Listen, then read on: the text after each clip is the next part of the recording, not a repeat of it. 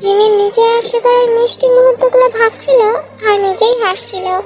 ঠিক তখনই জিমিনের রুমে সুগা আসে। কিরে, কি ভাবছিস? এর সাথে কথা হয়েছে? সব ঠিকঠাক হলো তোদের? কোথায় আর কথা হলো আপু, গিয়েছিলাম কথা বলতে, এক বস্তা কথা শুনিয়ে আমাকে পাঠিয়ে দিল ঘর থেকে। তুই একদম মন খারাপ করবি না আর একদম চিন্তা করবি না। তোর মনে হয় কোনোভাবে অভিমান হয়েছে, তাই এমন করছে। দেখবি ও ঠিক তোর কাছে ফিরে আসবে। হ্যাঁ আমি জানি, ফিরে তো আমার কাছেই আসবে, কিন্তু কিসের অভিমান? কেন এমন করছে? ও কি বোঝে না ওর একটু অবহেলা আমাকে ভিতর থেকে শেষ করে দেয়? আমি আর সহ্য করতে পারছি না ওর অবহেলা। ওর সাথে কথা বলছিল, তুমি জানো আপু, আমি নিশ্চিত ওর ঘরে গিয়েছিলাম ওর সাথে কথা বলার জন্য, কিন্তু তারপরেও আমার সাথে কথা বলেনি, আমাকে ঘর থেকে বের করে দিয়েছে। কি গো সুগা, তুমি এখানে বসে আছো আর আমি তোমার জন্য সেই কখন থেকে ছাদে অপেক্ষা করছি। তাড়াতাড়ি চলো। এই যে ডিয়ার শালি প্লাস বোন, তোর বোনটাকে আজকে আমার হাতে ছেড়ে দে, শুধু আজকে রাতটা। না বাবা, আর যদি তুমি আমার বোনের কিছু করে দাও তখন কি হবে? আমার বোনকে আমি কোথায় পাবো? আমি ছাড়ছি না তোমার সাথে, তুমি যাও প্লিজ। বোন এমন করিস না, দেখ তোর ভাইটার উপর তো একটু মায়া কর, তাই না? ছেড়ে দে আজকে, আমি তোকে প্রমিস করছি কাল সকালে তোর বোনকে আবার তোর হাতেই তুলে দেবো। প্রমিস তো? উফ জাঙ্কু, তুমি না এত নির্লজ্জ কবে থেকে হলে? আমি তো আমার বোনের সাথে কথা বলছি আর এখানেও তুমি এসে হ্যাংলামো শুরু করেছো। যাও তো, আমি যাবো না তোমার সাথে। আহা আপু, তুমি ভাইয়ের সাথে এভাবে কেন কথা বলছো? তুমি তো অনেক লাকি যে তুমি ভাইয়ার মতো একজনকে পেয়েছো, যে তোমাকে খুব খুব বেশি ভালোবাসে। কজনের ভাগ্য এরকম হয় বলো তো? কজন পায় এমন ভালোবাসা? তাদের মধ্যে তুমি পেয়েছো, বুঝলি? ভাইকে কখনো হারিও না, তাহলে যে তোমারও কাঁদতে হবে আমার মতো। আর সেটা আমি চাই না। ভাইয়া, এখন তুমি আপুকে নিয়ে যাও আর আমার বোনকে খুব খুব ভালোবাসো, কেমন? আমার বোন যেন কোনোদিন তোমার ভালোবাসায় কমতি অনুভব না করে। হ্যাঁ, ভালো তো বাসবই, খুব ভালোবাসবো। একসময় দেখবি তোর বোন আমার ভালোবাসায় বিরক্ত হয়ে গেছে, কিন্তু তাও ওর প্রতি আমার ভালোবাসা বিন্দু মাত্রও কমবে না। জাঙ্কুক আর সুগা একে অপরের হাত ধরে জিমিনের রুম থেকে বেরিয়ে আসে। তখন জিমিনও নিচে চলে আসে। এসে দেখে জিন এখনো রুমে যায়নি, খাবার টেবিলেই বসে আছে। মা, তুমি এখানে বসে আছো কেন এখনো? খাবার কি ঘরে কেন যাওনি? রাত কত হয়েছে দেখেছো? আর না তুমি অসুস্থ হয়ে পড়বে কিছুদিন পরে। বসে থাকবো না তাহলে আর কি করবো? তোর ভাই এখনো বাড়ি ফেরেনি, ও কি খাবার খাবে না নাকি? তুই একটু ওকে ফোন করতো, ফোন করে জিজ্ঞেস করো কোথায় আছে আর বাড়িতে কখন ফিরবে। আচ্ছা, আমি ভাইয়াকে ফোন করে দেখছি ভাইয়া কোথায় আছে আর কখন আসবে। তারপর জিমিন সেভেনকে কল করে। 3-4 বার কল করার পর সেভেন কল রিসিভ করে। হ্যাঁ জিমিন, বল কি হয়েছে? ভাইয়া, তুমি এখন বাড়ি কেন ফেরোনি? তুমি তাড়াতাড়ি বাসায় এসো। কয়টা বাজে দেখেছো? আম্মু এখনো তোমার ছেলে না খেয়ে বসে আছে। জিমিন, তুই মাকে বল মা যেন খাবার খেয়ে শুয়ে পড়ে। আমি আজ বাড়ি ফিরবো না, ঢাকায় চলে যাব। মানে কি ভাইয়া, তুমি তাড়াতাড়ি বাসায় আসবে আর তুমি এখন ঢাকায় যাবে না? তুমি সব কি বলছো ভাইয়া? তুমি এত মাস পর বাড়ি ফিরেছো, আর তা যদি তুমি বলো যে তুমি আজকে ঢাকায় চলে যাবে, তাহলে মা কেমন করবে বুঝতে পারছো? কিছুদিন পর দিয়ে সুগারপুর বিয়ে। হ্যাঁ আমি জানি মা কেমন করবে, তোরা মাকে সামলে নিস। আর সুগার বিয়ের একদিন আগে আমি চলে আসবো। সুবিন ঢাকায় চলে যাচ্ছে এই কথাটা শুনে জিনের কিছুটা রাগ হয়। জিন তাড়াতাড়ি জিনের কাছ থেকে ফোনটা নিয়ে নিচে কথা বলে। এই এই তুই তুই কি বললি?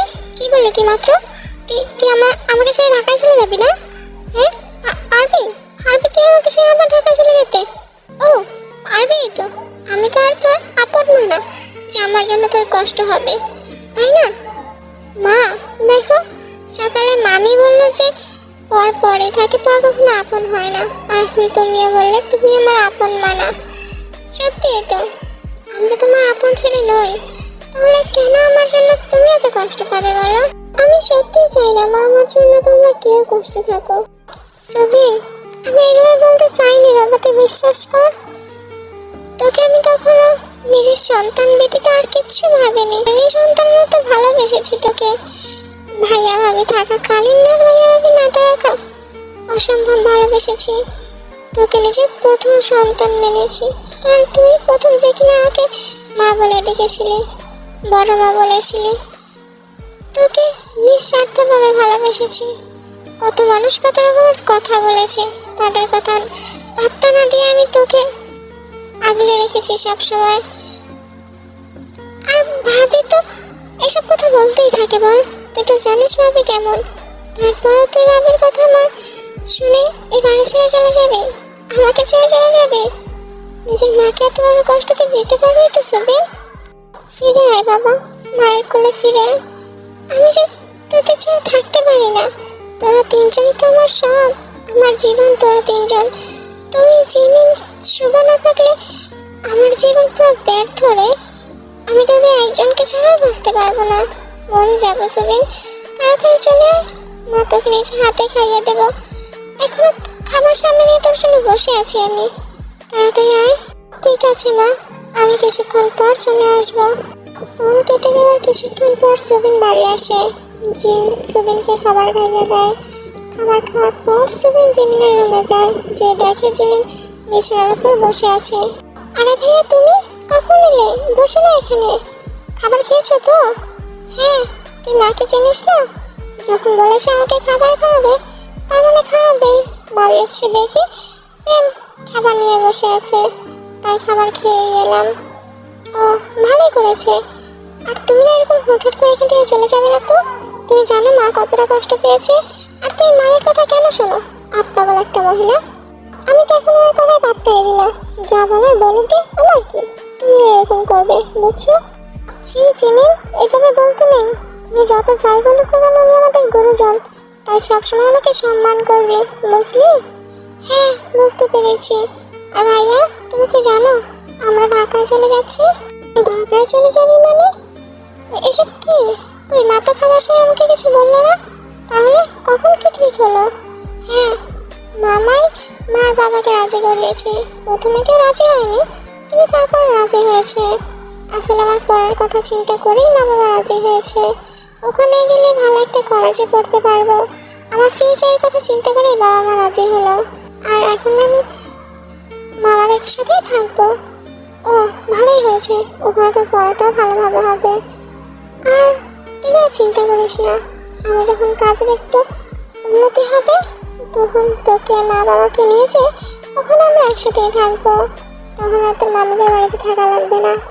সরি রে ভাইয়া, আমি চাইলেও যে তোর সাথে যেতে পারবো না, থাকতে পারবো না।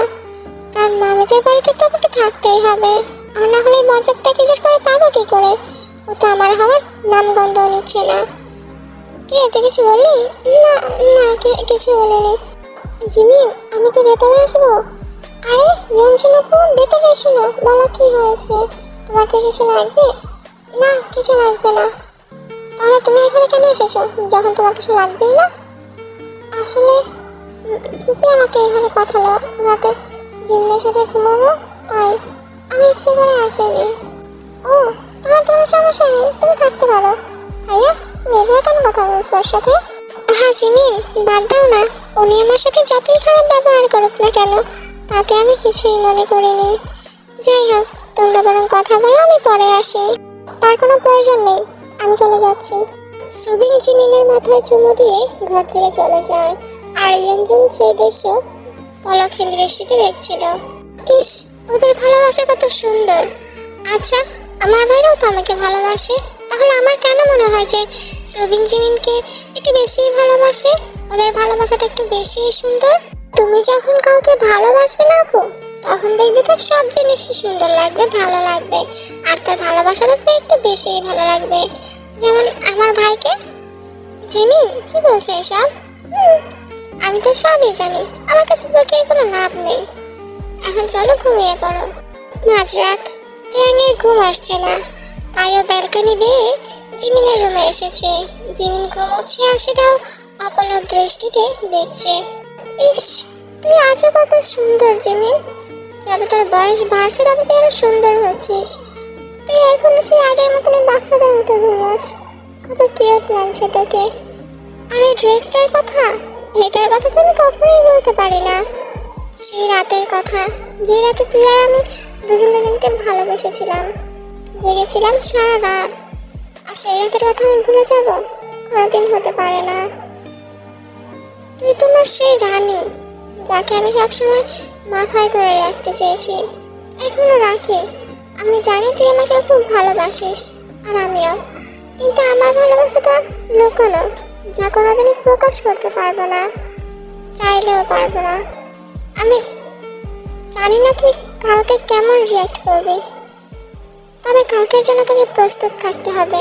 আমি জানি তুই খুব স্ট্রং, তুই সবটা সামলে নিবি, কিন্তু তাও ভয় হচ্ছে তুই যদি উল্টো পাল্টা কিছু করে নিস। প্লিজ কিছু করিস না, আমার জন্য কিছু করিস না। আমাকে ভুলে যা, কোনোদিন আমাকে তুই নিজে করে পাবি না। তুই তোর জীবনে ভালো থাক, আর আমি আমার জীবনে। আমি না হয় আমাদের পূর্বের 4 বছর আগের কাটানো মুহূর্তগুলো নিয়ে বেঁচে থাকবো যতদিন আছি। তেজিমিনের ঠোঁটে কপালে চুমু দিয়ে ঘর থেকে বেরিয়ে যায়। বেচারা জেমিন, সে তো জানতেই পারলো না যে তার ভালোবাসার মানুষটা তাকে কত কথা বলে গেল। সে যতটা রাগী ততটাও না, সে এখনো তাকে ভালোবাসে।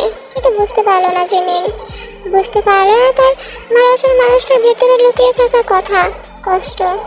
আচ্ছা, আমার বেবিসরা তো অনেক ইন্টেলিজেন্ট। এখন তোমরা বলে যাও তো নেক্সট পার্টে কি হতে পারে। আর তোমাদের যদি এই পার্টটা ভালো লাগে তাহলে লাইক, কমেন্ট, শেয়ার আর আমার চ্যানেলটা সাবস্ক্রাইব করে দিও।